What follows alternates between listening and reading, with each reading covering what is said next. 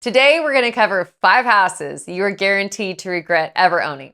From being a horrible nightmare to live in or potentially could ruin you financially, we're going to cover that and so much more. Starting with nightmare house number 1.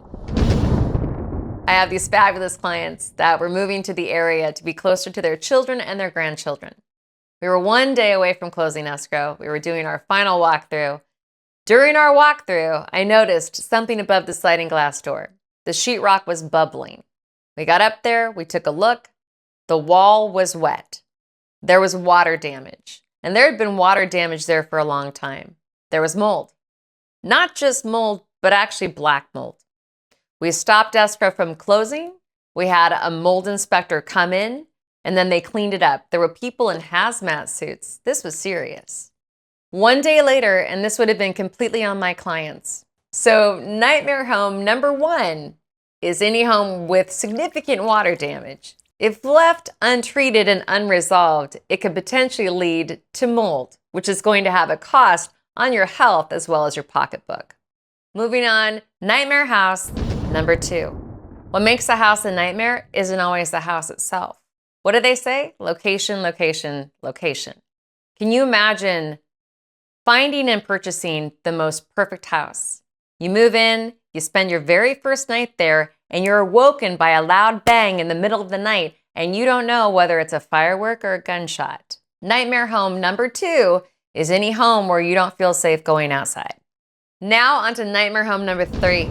This factor will impact your property value, and you will never be able to do anything about it. Planes, trains, and automobiles. If your home backs to a freeway, a train track, a busy street, or an airport, more than likely that noise is going to get worse over time. And 723 water features will only go so far. We have one more location one on the list, and it can be the most frustrating one because you never see it coming. But first, let's get to number 4. I was helping a fabulous client, a mother and her daughter, avid hikers, find a property close to their favorite trail, Pacific Crest Trail. We had a limited budget to work with, but we did manage to find a property in the perfect location. The caveat, it did need a little updating. Paint, carpeting. My client and I reviewed the property in detail, went over the potential risks of buying a fixer-upper, and she was completely happy with what we found. This was going to be the forever home. Fast forward 2 months. I get a phone call from my client who tells me that every time she goes to fix something, something else shows up, and then something else and something else. The thing is, with a property that has a laundry list of issues, just like what happened with my client here, every time you start to fix something, something else is probably going to show up, and something else and something else. So once you're in it, you don't want to go back and fix it later. You want to take care of it now. At the end of the day, she's probably going to have to sell this property that was her dream location and potentially her dream home. And I don't want this to happen to you. So nightmare home number 4 are homes with a laundry list of fixes. Last but not least, nightmare home number 5. Imagine this.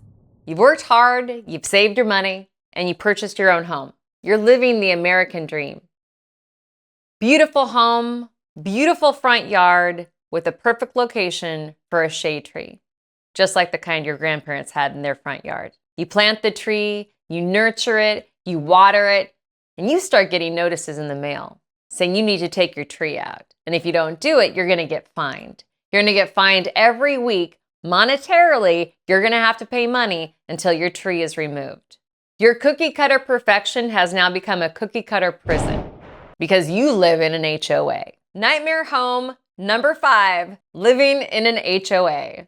Perfectly manicured curb appeal hell.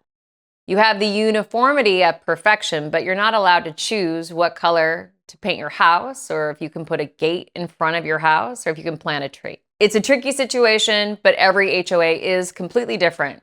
Whether it's someone working with you to create the change that you're requesting, or whether it's the Gestapo sneaking around in the middle of the night giving you fines for a tree that you haven't removed from your front yard. These aren't the only things that'll bite you in the rear. Make sure you check this video right here.